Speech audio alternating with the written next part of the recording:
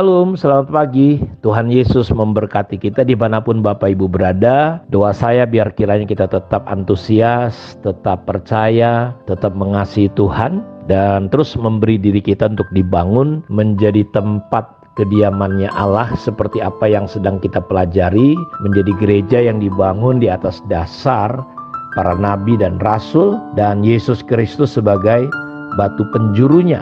Dan kita sedang terus memahami dan kita perlu mengerti, dan saya meyakini bahwa firman Tuhan yang kita pelajari ini harus sampai jadi iman, menjadi percaya, bukan hanya sekedar keluar masuk dari telinga kiri ke kanan dan atau sebaliknya tanpa ada arti di dalamnya. Tapi saya percaya firman Tuhan tidak akan pernah kembali sia-sia, karena saya percaya Tuhan mengurapi dan Roh Kudus mendukung kalau ada hamba-hamba Tuhan, ada orang-orang yang mau belajar berjalan di dalam kebenaran firman Tuhan, dalam prinsip-prinsip Tuhan, di dalam jalan-jalannya Allah sendiri. Dan saya percaya ketika Rasul Paulus, rasul-rasul yang lain melanjutkan pekerjaan yang diberikan kepada mereka oleh Tuhan Yesus Kristus, bahwa Tuhan menempatkan 5 jawatan ini untuk melengkapi kita semua bagi pelayanan pembangunan tubuh Kristus sampai kita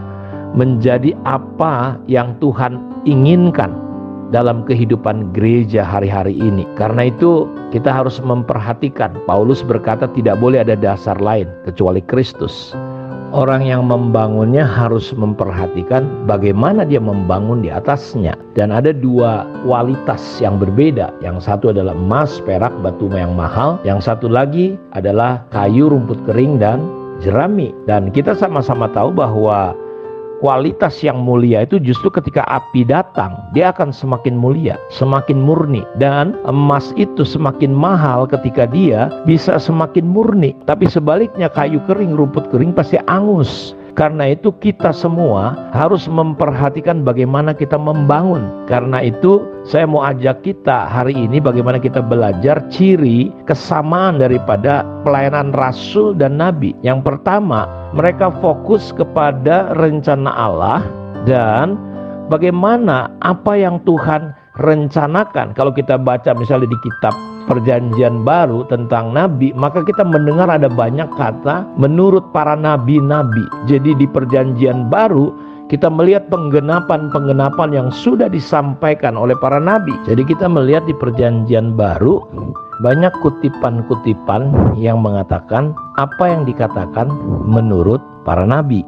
Karena itu kita melihat bahwa nabi dia menceritakan apa yang akan terjadi di depan. Rasul mengejawantahkan apa maksud-maksud rahasia Tuhan. Karena itu kesamaan nabi dan rasul, kalau saya boleh cerita kesamaannya lebih dahulu, mereka selalu menyampaikan dalam rangka keselamatan, kekekalan Tuhan. Mereka menyampaikan prinsip kekekalan, bukan hanya sebatas pelayanan, tapi mereka membawa bagaimana kita bisa memahami rancangan Tuhan. Nabi menangkap dari Tuhan sama dengan rasul, tapi rasul dia bisa menjelaskan apa hal-hal yang di masa yang lalu, bahkan di masa kekekalan yang disampaikan oleh para nabi, seperti misalnya Lukas 1:70, seperti yang telah difirmankannya sejak purbakala oleh mulut nabi-nabi yang kudus.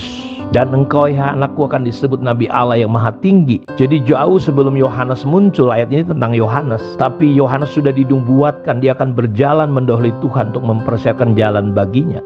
Sudah lihat, sehingga 600 tahun Yesaya sudah ngomong tentang kehadiran Yohanes. Dan ketika Yohanes hadir, para rasul bisa menerangkan ini. Dan ketika Yohanes hadir, kita melihat bahwa kehadirannya itu 600 tahun sebelumnya sudah diprediksi, sudah disampaikan oleh para nabi. Jadi kita lihat nabi bekerja sebegitu rupa, mewartakan apa yang belum terjadi bahkan ribuan tahun. Karena itu dalam kitab Kejadian sampai kitab Wahyu sebenarnya itu adalah sebuah nubuatan pekerjaan nabi-nabi, apa yang akan terjadi di dalam kekekalan seperti akhir zaman misalnya. Para rasul dia perlu meletakkan, menyatakan sedemikian rupa sehingga kita bisa memahami apa yang tidak kelihatan itu menjadi nyata. Saya ingin coba mengajak kita pada hari ini belajar hal yang punya kesamaan antara rasul dan nabi adalah di dalam pergerakan mereka, di dalam pelayanan mereka. Mereka sangat bergantung kepada yang namanya tuntunan Roh Kudus. Karena itu kalau saudara baca di Injil Lukas pasal 2 ayat 36, di situ ada Hana, seorang nabi perempuan, anak Fanuel dari suku Aser. Ia sudah sangat lanjut umurnya.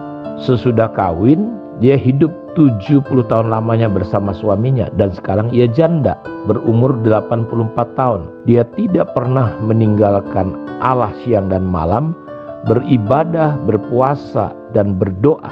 Dan pada hari ketika itu datanglah ke situ mengucap syukur pada Allah dan berbicara tentang anak itu kepada semua orang yang menantikan kelepasan untuk Yerusalem.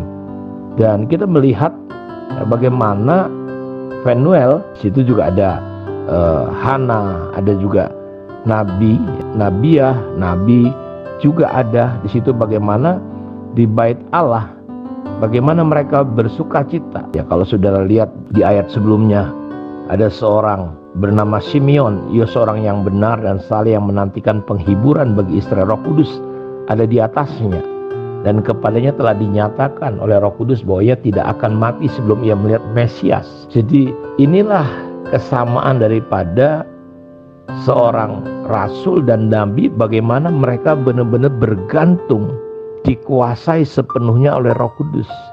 Kita lihat Nabi Simeon, kita lihat di sini juga Hana, seorang nabi perempuan, bagaimana dia tidak meninggalkan karena dia dapat pernyataan dari Roh Kudus. Nah, ini kesamaan daripada pelayanan antara rasul dan nabi, bagaimana perjalanan hidup mereka sungguh-sungguh dikuasai, dipimpin oleh Roh Kudus. Karena itu kita berdoa ya Bapak Ibu, supaya apa? Supaya kita bisa sungguh-sungguh melihat bagaimana pelayanan rasul-rasul dan nabi-nabi ini, dengan kita memahami bahwa mereka bergerak dalam urapan dan kuasa Roh Kudus, Roh kebenaran. Karena itu kalau Bapak Ibu perhatikan bagaimana Yesus mengatakan bahwa dia tidak akan meninggalkan kita yatim piatu. Gereja tidak akan ditinggalkan. Karena itu betapa pentingnya untuk kita semua memahami bahwa para rasul itu bergerak di dalam yang namanya pelayanan Roh Kudus, ya, pelayanan dituntun.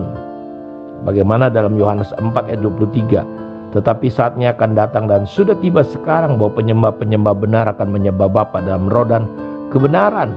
Dalam pasal 14 ayat 17, roh kebenaran, dunia tidak dapat menerima dia sebab dunia tidak melihat dia dan tidak mengenal dia, tetapi kamu mengenal dia sebab ia menyertai kamu dan akan diam di dalam kamu. Nah, kita lihat para nabi, rasul itu sangat memahami betul-betul peranan daripada Roh Kudus. Kita terkadang tidak sadar bahwa dalam diri kita ada roh, ya, roh yang membangkitkan Yesus, yang mengurapi para nabi dan rasul. Roh yang sama ada pada kita.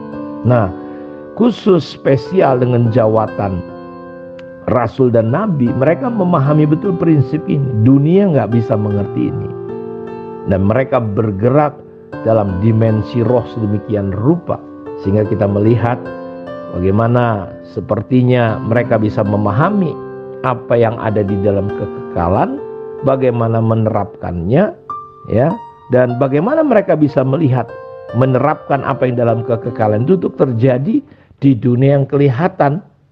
Karena itu gereja penting sekali. Saudara harus paham ini.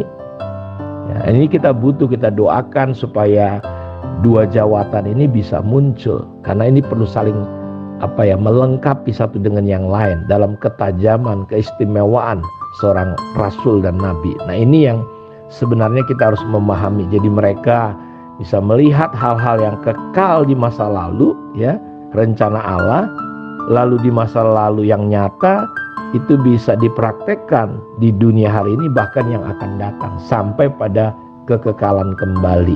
Nah, ini kita doakan supaya pelayanan para rasul dan nabi bisa bertumbuh dan diizinkan, diterima, dipahami.